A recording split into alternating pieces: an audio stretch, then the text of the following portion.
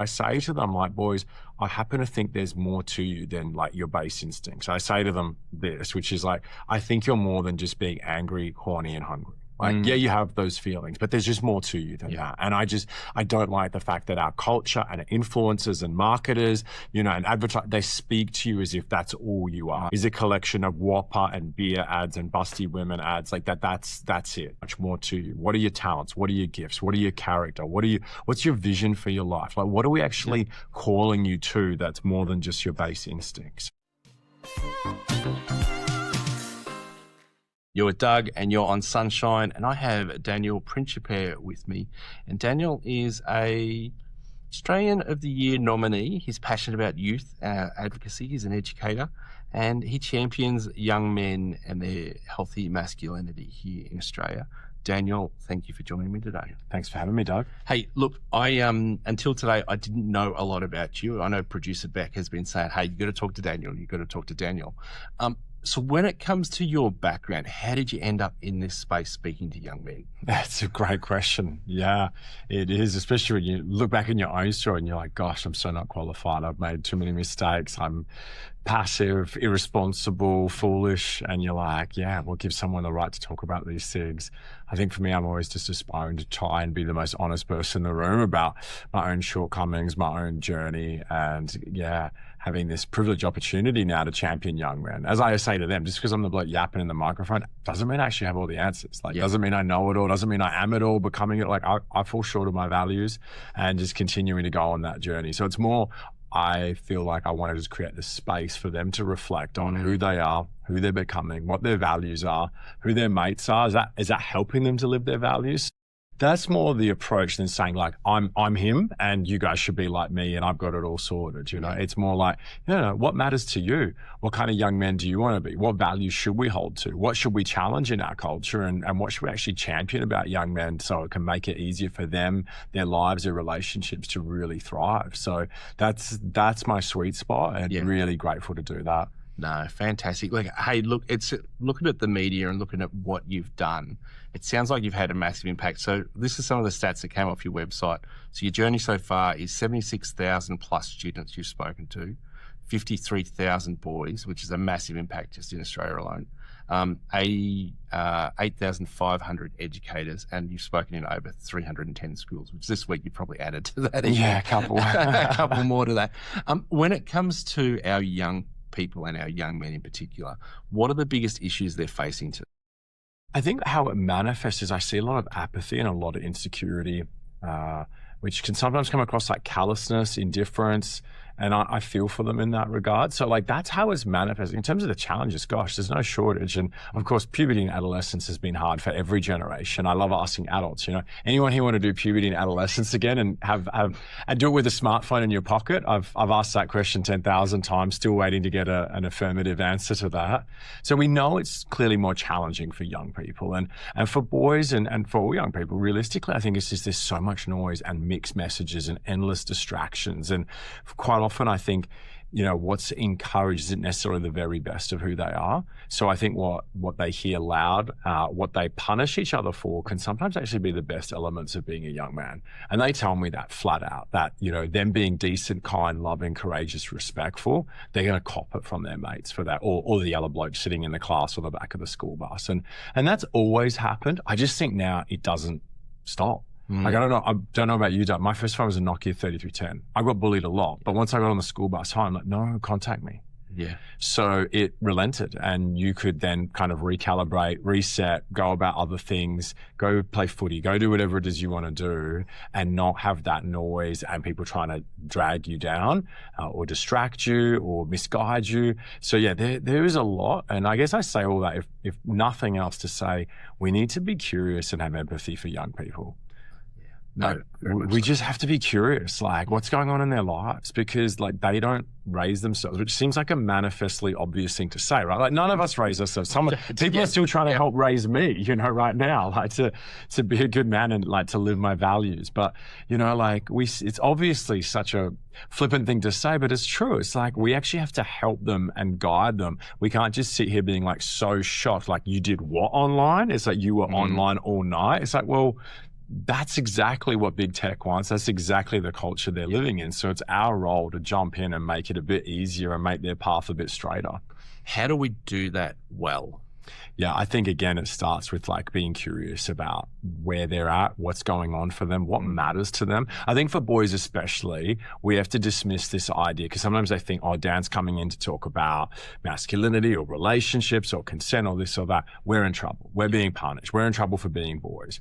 And they so need to know we are for them. They so need to know that these conversations are not because we think they've stuffed up. It's actually because it's like, we want to equip you because our generation didn't have these chats. We've had to learn the hard way, the long way, unlearn. We actually want to set you guys up to thrive. And I actually think that is so fundamental because you could read all the books you want in the world, but if your disposition isn't curious and isn't for young people and young men, they're going to sense that. Yeah. They're going to feel the judgment. They're going to feel that like you're kind of antagonistic towards them. So I think so much of it starts off with that curious, empathetic tone. Yep. And then from there, like that opens the doors to so much conversation and encouraging the good stuff. So yeah, I think they have to know first up that we give a rip about them. We recognize there's some tough stuff. We don't even know it all. Like I said, it's them. I don't know. I don't know. I want good for you. I don't know exactly your challenges, but we want good for you. So they have to hear it. And I had a story this week that just so deeply moving is then when we see the good stuff, like to affirm it, because they're copping so much pushback. And I think not only do we need to obviously affirm it in our own children, our own families, but like for other people as well. And just this week, Tuesday, Sonshine Coast, and a mum came up to me and she said, I wasn't going to come tonight to the parent event. She said, but my son came home and he said that you were really proud of his answers throughout the day and you affirmed him. And she said, yeah, you said he was elite. And I said, I do remember saying that because he gave such a good answer, right, during the session. And I'm like, when you can, as a year 8 boy, cut through, be bold, share, give insights, show empathy, it's like, I want to affirm that. And I was like, that's elite. I said, that was one of the best answers today. Like, well done. And I didn't think much of it because I just want to affirm, get around them, champion them. He's gone home and told mum and dad that he felt like seen and encouraged and they should come along. And then there's his mum later that night saying to me, it meant so much for her that someone else saw the gold in her son and was able to affirm it. And I'm like, we can all do that, right? Because it does. Cliche, it takes a village. But it's like, yeah, we want good for our kids, our grandkids, our nieces, but like, are we also just like wanting to champion the good in others? And it's not about fluff. It's not insincere compliments and just like, just saying things that are meaningless. But when you see the good, especially when it takes courage for young people to kind of break the mold, step up, we have to rally around that. Yeah. Like, that's the good stuff. That's going to teach them so much more than if we gave them like, some 30-minute lecture on stuff, we got to, when they actually demonstrate the good, like get around it. Yeah, no, definitely. One of the sayings that I use quite a lot, and it's sort of been my guiding principle through my youth work days. I think it's a John Maxwell quote, people don't care how much you know until they know how much you care. And for me, that was always the principle that I tried to take into every situation that I took when I worked with young people. When it comes to young people today, if they're not seeing that we care, if they're not seeing that we're there to champion them, what is it they're turning to get that affirmation? Oh, influencers online, their mates. Of course, they go to their mates for affirmation. And I say to them, and this is just a tip for everybody, like, the whole you become like the 5 people you hang out with most. I reckon it's half true. I reckon the fuller truth is you're going to become one of the people whose affirmation you're seeking. Yeah. So whoever it is right now you're trying to make laugh, get a pat on the back from, get some, a compliment from, I just say, I hope they're good humans who want good for you. Because if you're going to expend energy, time, resourcing to try and get some affirmation from this person, gosh, I hope that's a worthwhile pursuit. And so boys are seeking that from their mates. Yeah. It's not a bad thing. I actually think peer pressure can be a good thing. It's not all bad, right? Yeah. I have people in my life that I want them to affirm the good in me. And I don't want to call them saying, hey, how you gave me that really good advice? I threw it in the bin and I did something really stupid, self-destructive or, disrespectful. Like, I want to make sure, I am the person they're championing me to be as well. So peer pressure can be a really good thing, right? It's not all bad. bad. It's just what that peer pressure is pointing us towards, right? And we've all needed other people. I'm so indebted to the men and women in my life, younger, older, who have either just rubbed off on me, or I've seen some goodness in them that I'm like, gosh, that's so attractive. I want to be more like them. You know, we need that. So that matters. And then there's, of course, the influence of voice online. And again, not all bad, but even boys themselves tell me like the vast majority of the noise that they're seeing isn't great, not helpful, not good people, not people you want to be like. But that's what they're being bombarded with. And like, think about how much time they're spending with these role models, whether they're good or bad, versus in real life. Because boys tell me like the people they have in their real lives, good humans. And they're talking men and women, they recognize that the average people, and I'm not saying that in a rude way, but just, you know, the people in their lives, they know are decent, right? But they're just spending so much more time with these role models. And so that's the tough thing, because intellectually they know that what's on these devices isn't good, isn't necessarily, you know, the best for them. It's not nourishing them. They're not saying, oh yeah, I just doom scrolled for an hour. Now I feel $1 million and can't wait to create and inspire the world. They're like, I've got brain fog, my head hurts, you know, I feel low energy. So they're actually intellectually aware of it. But as we know, we all know things that are good for us. It doesn't mean we practice it. Like, I know I shouldn't stare at this thing before bed, but occasionally I do. But you do, Yeah, we all do. And in so many domains where we do stuff like that. So that's the human side of it. But yeah, they are looking to these voices, and these voices are so mixed. And so in any average day, boys are telling me that they're hearing from these male voices that are telling them they're not manly enough, they're not muscly enough, they don't know how to pick up women, they're not making enough money, and then they're always trying to sell them a course or a program. And like, Doug, I did a men's workshop recently, and there was about 50 blokes in the session, and I asked some gents, like, be honest with me, when you were 13, 14, 15, were you like hyper conscious about making money? Not just like, I wanted to get a job, start a business, get a trade one day, go to uni. And they're like, no. And I was like, because these boys are telling me like they feel this kind of pressure to make a lot of money. And there are so many grifters out there that are trying to flog so much. And from so much shame. It's like this whole, I'm going to demoralize you, you know, and I'm going to try and diminish you and degrade you, so then you feel dependent on me, who's going to help lead you out of these insecure feelings. And I want boys to be able to think critically. Why do people online want you to feel insecure and anxious and not good enough? Like, and some boys get the dynamic, then they can sell you something. But it's like, well, how do you go from insecure to like, they make money? You know, like how does that happen? But yeah, getting them to think through that and to, I guess, come up with a template of, well, what actually makes a good role model? Who's someone worth aspiring to? And I think the biggest task, and this is for all of us, is we live in such a toxically superficial culture. And we can say, oh, we value respect. Everybody does. Like, which organization, family, individual doesn't have respect as part of their core brand values, right? You know, somewhere. We can say it intellectually, but like, who is it that we actually esteem and uphold? Is it people that carry these virtues, that actually embody their values or not? Because I think, cognitively we say, oh yeah, we value respect and decency and faithfulness and love and courage. But is that really who our heroes are? Is that really where we spend our time and our money? Is that what we praise and what we shame? You know, because my whole thing is like, I'll know more about your values, not by what like you can performatively write down on a piece of paper, but like, what do you shame? What do you praise? Who are your heroes? And as we said off air, what stories do you tell? What stories are you telling? Because that tells me a lot about your values.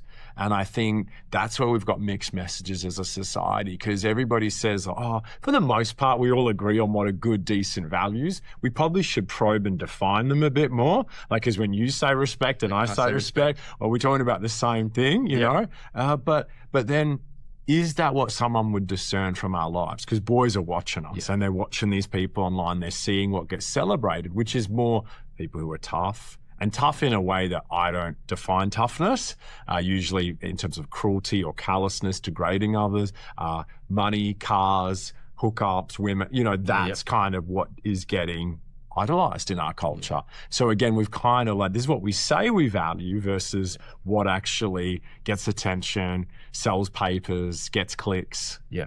No, very much. When it comes to the role models in our lives, and where, you know, as men, you know, I've like to speak into young men's lives and have done that through youth groups and different youth ministries as well as through my professional work and that. But one of the things that I see these days is the toxic masculinity and that line being dropped. Sometimes I think it's dropped on things that are absolutely toxic. Yes. Sometimes I think it's dropped on lines on things that aren't necessarily toxic, but it gets conflated in amongst it all. You talked a little bit before about having good role models, about having, even that peer pressure. How do we do that in a way that it's not deemed as toxic, but it's healthy for men's development? Yeah, I agree. I don't use the expression because I find it unhelpful in the culture wars right now. And like with many things, maybe it, and I know in academic circles what I mean, maybe what they mean when we're talking about it. I just don't use it, whether I'm talking to parents, teachers, or boys. I like talking about things like healthy and unhealthy stereotypes. I like talking about, generative or expansive masculinity, like a full vision, it's like where boys can be tough and tender, and I talk to them a lot about that, where they can be courageous and kind, that these aren't mutually exclusive, and these are human traits, because we want that for girls too. Like we want that for everybody. Your mum's tough, and she's not just tender, so I think that's a really important, is like, what is that positive, generative, expansive vision of masculinity that can help boys, I think, be more fully human and show up with their own particular temperament. Like I'm Southern Italian, so we're very expressive, emotional. I'm not saying boys should be like me. I want them to be emotionally healthy, though. I want them to be emotionally literate. Doesn't necessarily mean they have to be expressive like me, though. I just want them to know what's going on in their heads and hearts, because that's good for them, and it's good for their lives, and it's good for their relationships. And so, when it comes to boys navigating these conversations, I think too much can get bundled in. Like, I talk to boys, about sport, like, because it's a place where there's two sides of the coin. Have you noticed men act really differently playing sport and watching sport compared to, the average everyday? And there's two things. A, they're allowed to be aggressive. Like, there's a context for this zero-sum competition. It's not bad. It's good. As long as you can be a good winner and a good loser. I'm all for it. Go compete. The other side is, you notice men can be really affectionate and passionate during sport. As winners, as losers, as embracing, hugging, kissing, crying. Like, it's expressive, right? And it's fascinating that there's permissions in that context to embody and embrace all of that. That you wouldn't, if somebody did really well at an art exhibition or a musical recital or a debating competition or chess competition, would we get around them that same way and have those same permissions? And so I'm interested in, what's going on in this space. What do we want for boys? Because we're also not homogenous, like no people group is, right? Like we're not all just the same. So what does it look like to champion boys who are diverse in their temperaments, in their interests, in their skills, in their strengths? Like what can we actually rally around that doesn't actually become quite a limited stereotype where we're actually saying, boys, we want you to show up well, and it doesn't have to look like the guy to your left or right, because he might have a different temperament and different skill set to you. Yeah, no, that's great. How do we transfer that into healthy relationships? Because I know you speak a lot into the consent space, into healthy relationships, and what that looks like for boys. I know I was just talking with a mate of mine. He's in his 40s, and we were talking about his porn addiction when it started when he was 13. And he's now, he's had a couple of attempts at stopping it. He kind of feels like now that he's in his 40s, he's got it under control and stopped it. But it's been something that's dogged him his whole life. How do we do that with young men? How do we encourage them to have healthy relationships, particularly when they're on these devices and it's thrown up in their face all the time? It's tragic, hey? And I'm so glad that you are chatting to other men about it. We just have to, anyone that knows me knows that's where I cut my teeth, is just talking openly and honestly about it. And I've shared my story in mainstream media a lot. Publicly, I was 11 when I was exposed to pornography, consumed it off and on for the best part of a decade, and was on the process of rebooting, because as I say to young men, this thing between your ears is the most important sexual organ, and you're rebooting that to your body, to your emotions, to your soul, so that you can actually be a good lover in the fullest sense of that word. Because there is 1,000 counterfeits here. I've got primary schoolers telling me they get ads for OnlyFans, they're pop-ups for sexually explicit content.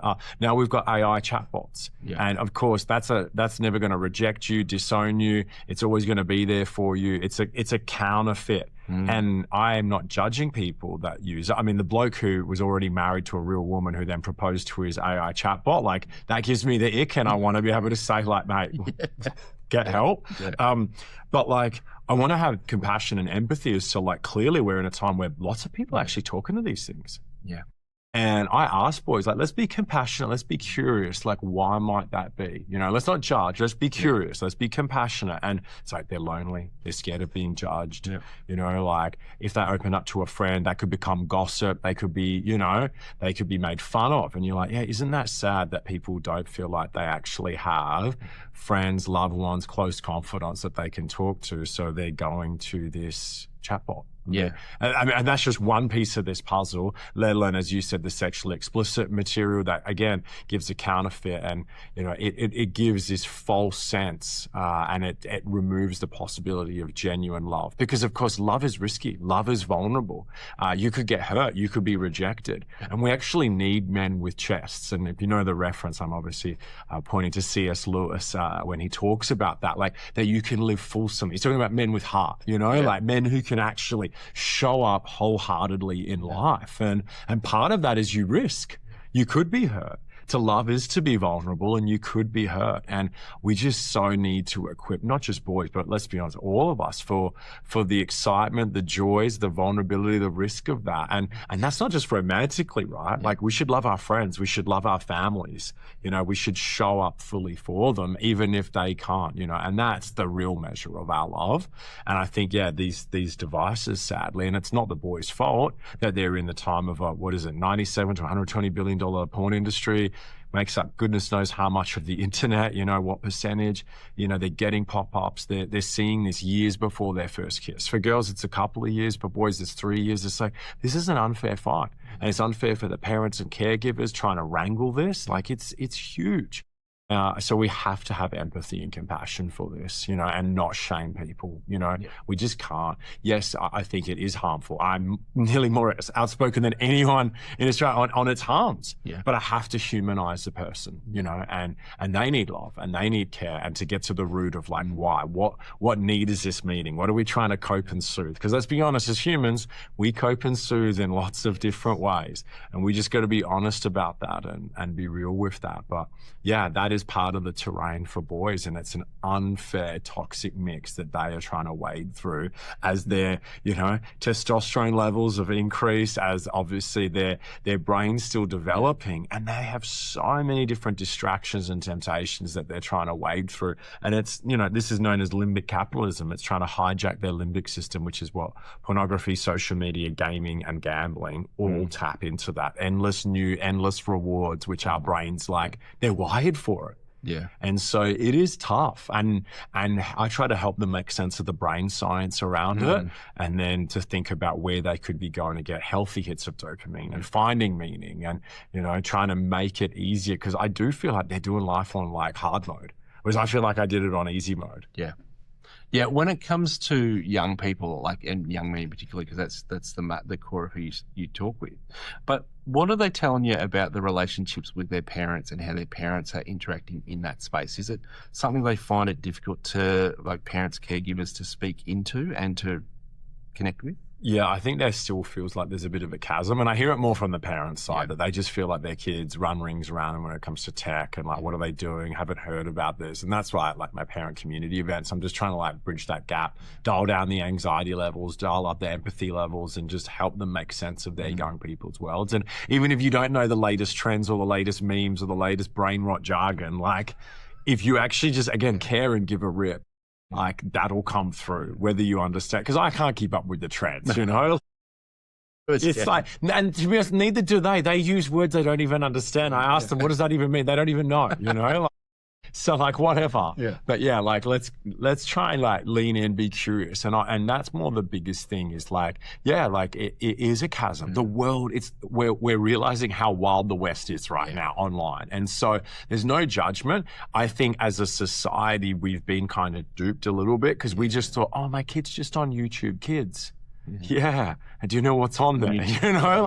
So we've just assumed goodwill. We've assumed, because the tech industry loves this quote, safety by design. There's been no safety by design. Like, it's a complete afterthought. It's been profit by design. So we have, I guess, trusted big tech. We've trusted government. We've trusted schools. We've trusted these devices, these laptops, these, that they've been given. And we probably have been naive to an extent as to like the scale of harm and carnage that has been unfolding. And obviously it hit a tipping point. Our countries and Western nations are like having clear discussions now about how do we onboard young people, what kind of time frame do we need so that they can use this hopefully somewhat confidently and competently as digital global citizens that don't cause too much carnage to themselves and others, right? So we're having that conversation, different ideas on both, how to solve it, but I think we've finally diagnosing it right. Like, this has not gone well. This tech experiment has not gone well by any measure. They're not all bad. Like, these are great tools, right? And I thankfully have a fully developed frontal lobe now, so I mostly make good decisions on this thing late at night. Yay for me. But yeah, like, we've obviously started to grasp that. And so my heart goes out to the young people, to their parents, raising them in such, difficult, volatile times. And so, yeah, we're now realizing we've actually got to, change this and shape this up in terms of what we do going forward from here. So yeah, that's been difficult.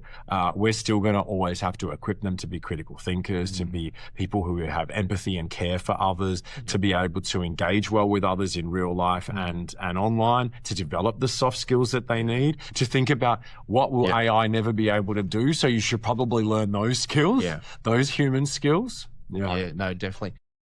Look, the influence in that digital world is massive. Like you touched on that, we're trying to tackle that and approach that. I was talking to a 15-year-old recently who was just about to they're turning 16 just after the laws change, and they're like, I won't have access to social media for I think about a month, and they're like, it's not too bad. But at the same time, I know other young people that are like completely freaking out about it. Have we got at the moment that right age mix, that 16 is about the right mark, or should it be like a little bit more, a little bit less, because of that developmental process in our body? Like, what are you? I think what's so difficult, right, is like, again, the average 16-year-old, they're not homogenous.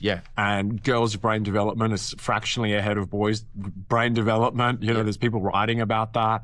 And the reality is like, it takes so much more than this as well. And the delay, I think it's part of the solution, how it's going to be implemented, how we hold big tech to account. Like, it remains to be seen. We needed some sort of a circuit breaker, but we still need to do so much more. Like, can they get around it? Again, people have their reservations about all this. I get it.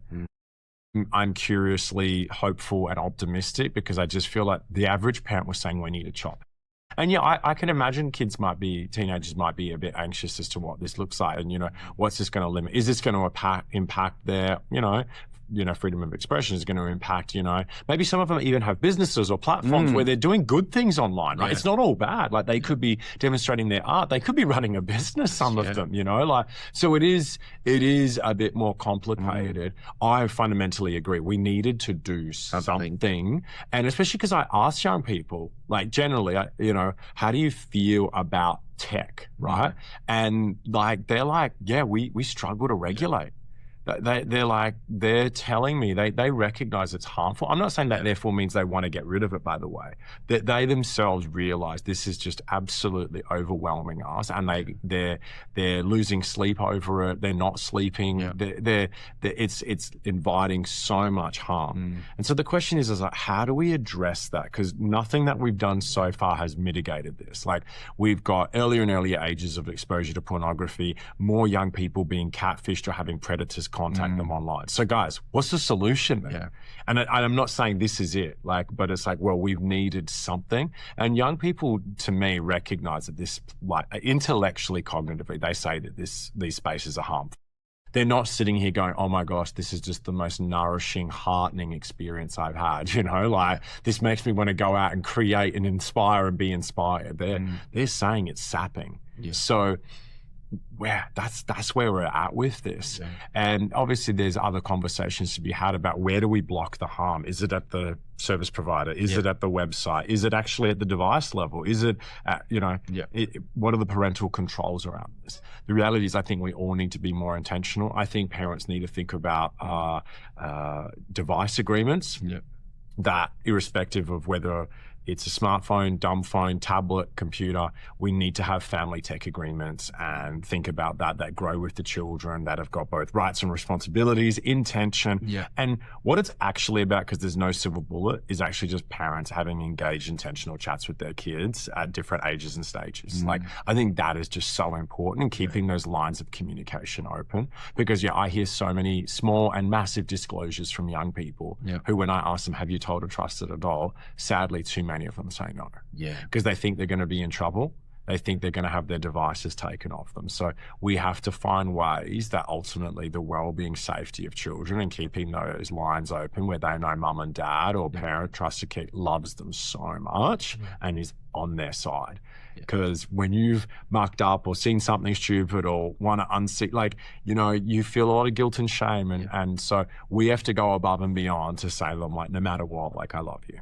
And no matter what, I'm going to be here because I recognize you've got challenges. Again, comes back to that curiosity, empathy right at the start. Like, that has to be the disposition. Because, they might not come home day one and say, oh, hey, this weirdo was trying to chat to me online. But, eventually there could be this little moment where they feel safe. They drop their guard and say, oh, hey, ma, hey, dad, hey, whoever. Oh, this strange thing happened online. And if you're like, what? That they're going to go, oh, I better not talk. But if you're like, oh, really? Can you tell me more about that? Like, are you okay? Is this something you want to share? Do you feel comfortable talking about it now? Like, just that check-in, that check-in to see that open, like, would you like to talk about that? This stuff happens to a lot of young people. Like, you're never going to be in trouble no matter what you tell me, Yes, of course, there's education and, like, if something really significant has happened, I'm not saying, like, there's never consequences, but, like, we have to just make sure we're connected first. That's the goal. Yeah, you've got to have those safe places where you've got trusting relationships built. And the foundation starts now for the conversations you want to have in 2 years, 3 years, 4 years' time. 100%. You've got to build on it. When it comes to parents, obviously, like, we've sort of touched on this a little bit, but like the pop-ups that young people are getting on their phones and the things like that, I don't think we as adults realize what is happening there. So, like, if I pick up my device and I open up Instagram, and I've done this with a couple of my mates who are in their 30s, and I go, okay, just hit the search button, and what are the images that come up for you? Now, if I do that for mine, I'm going to get all of this art stuff that's going to come up because that is my world. Okay, and I'll just, so, like, it's all art stuff. I did this one with one of my mates who was in his 30s, and I said, show me that, because this is the algorithm you're getting. And it was big busted women and fast cars and all of those things that he's getting. But he's still not wrestling with the same issues that our teenagers are wrestling with. And you said before about bots and things like that are popping up.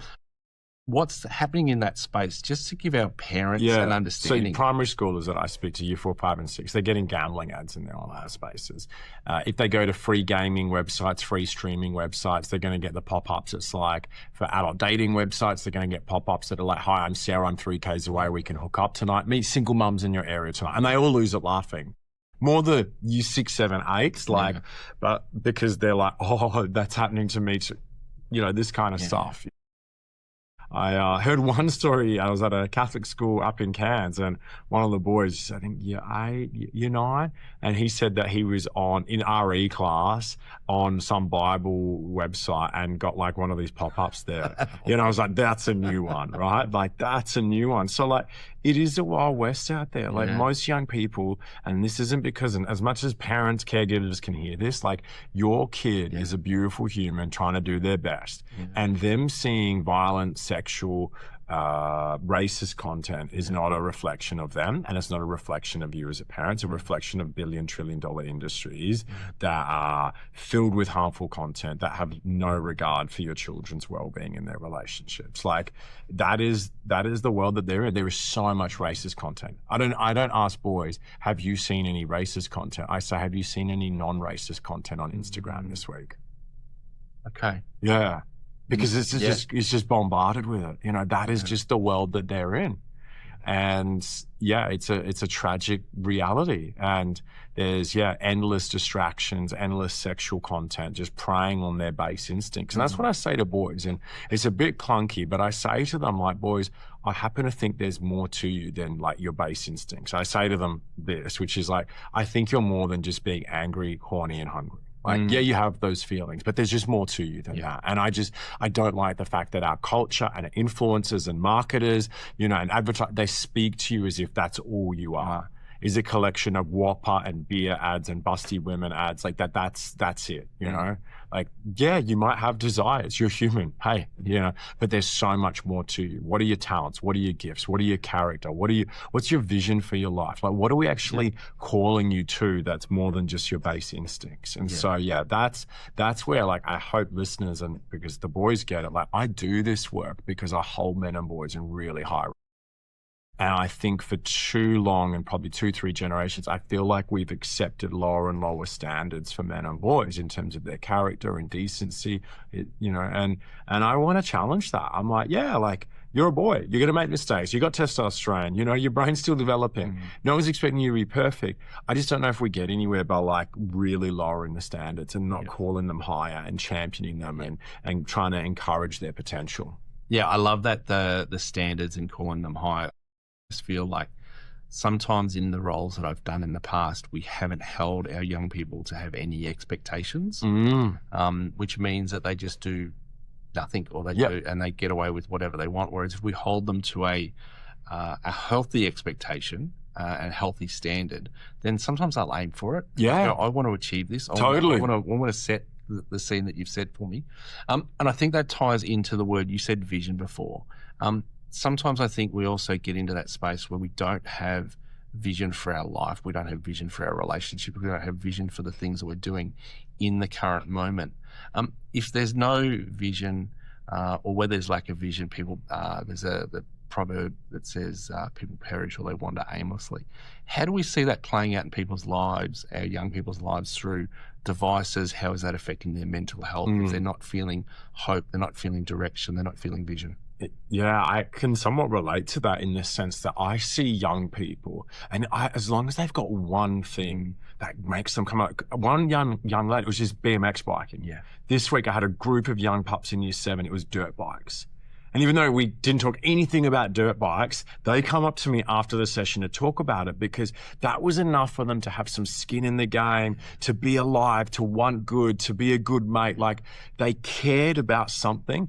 And Australian culture, we've got this overarching kind of chill apathy. And now the young pups, they call it nonchalant. And as I say to them, with all due respect to any true Aussie patriots, Aussie men don't need to be any more nonchalant. It's not something we lack for. We actually need to take on a bit more responsibility. We need to care more. We need to show up for the things that matter. Be chill about stuff that doesn't matter. But for the stuff that does, like who you are, like your families, like your communities, like your vision for your life, like that matters. You should probably think about that. Maybe not every day or every moment, but like we should take stock occasionally and think about the things that matter. So that's what I say to them. And I see the difference with the boys who they don't have that same twinkle spark in their eye. And I'm not judging them. I just feel sad for them, like that they've kind of got nothing that's dragging them and, putting them on the court with skin in the game to like show up well. Yeah, I've seen that, where a young lad up in far north Queensland, he wanted to be a BMX rider. And so he was just like, he knew that he needed to be a good man, needed to be disciplined, have character, be respectful, because he wasn't going to go far if that's the career he wanted, if he didn't have those character traits. So there was enough to have skin in the game. And I feel young boys are being black-pilled, which is like when you feel demoralized, no hope, got no prospects, everything's against you. And it's like, no, we want them to have hope. We want them to know we want good for them. Yeah. No, very much. When it comes to... Sorry. No, you're right, mate. You're right. I'm almost done here of yapping. No, that's okay. What I'll do is we'll, because your voice is obviously giving out on us. Gosh. Let's wrap it up with a thought of, can you give us... I don't know what just happened just then. I was so in the flow. Gosh. You're doing well, mate. Hey, sometimes you just hit a wall. It's all good. It's all good. Can you wrap it up with giving us a message of hope on how, like, the young people of today, why, obviously we want to believe in them and champion them. Just give us, wrap it up with a nice hope. Oh, I think for me, like every single day, every single week, I'm in all sorts of postcodes all across Australia and seeing young boys who lean into these conversations. Sometimes you kind of got to get a bit authoritative with them. I always start friendly, strengths-based, but sometimes you need to rattle their cage a bit. And boys aren't always opposed to that, and they get it, that this matters. I'm not saying every single one of them, but I think one of the biggest things that I've been sharing when I speak to adults, whether it be staff or parents, is like, we can't make the assumption, and I know anecdotally, but I've got some evidence to prove it, that boys are up to their eyeballs in all of this harmful stuff and they love it and they think it's great. They're actually thinking really critically of it all. They're wanting something more. They're not necessarily sure that what they're encountering online, as I said earlier, is actually good for them and is setting them up to thrive. So I think if we can come alongside them, we see boys lean in. They want these conversations. They're just not going to come home and say, "Hey, Mom, Dad, can we ever talk about, healthy masculinities and respectful relationships?" Like, they're not going to do it, but they're up for it if we lean in. They're up for it. They're not going to go at lunchtime and say, "Hey, lads, let's get together and have a yarn about like how we can show up as good men." I create the space for it at their schools. They lean in their small groups, chatting to their mates. Like, without fail, the vast majority of boys just lean into these conversations and they're up for it. I'm not going to sell some 100%. No, it's not, right? It's not. You're never going to get that. But people need to know that the vast majority of boys are absolutely up for these conversations, and we have to create space for them and assume, like I said, they're thinking critically about their culture and they're very open to thinking about who they are as a man, the type of bloke they want to be, the type of mate that they want to be, how they want to show up in their romantic relationships, if and when, what that looks like. And so, assume good intentions, assume that there's actual openness there, and you'll be pleasantly surprised as to like what you find. No, that's brilliant, mate. It's a nice way to put a bit of icing on the cake. Thank you for having me. Oh, thank you. I have really enjoyed talking with you, and I think you are a voice this generation needs, and I'm glad that you're in the position you are to speak to the young men of our society. So thank you. Thank you. Thanks, mate. You're on Sonshine. This was recorded as part of Table Talk on Sonshine. If you want to catch up with the full episode of this, go to sonshine.com.au and look up Table Talk. You'll be able to find it there. Can I highly recommend you go and get the Sonshine app, put it on your phone. You can listen to us live anywhere, broadcasting hope across the world. If you want to listen to a long-form podcast, go to your favourite streaming service. You'll find it there, or go to the Sonshine app, download it. You'll get it all there. You're with Doug. You're on Sonshine.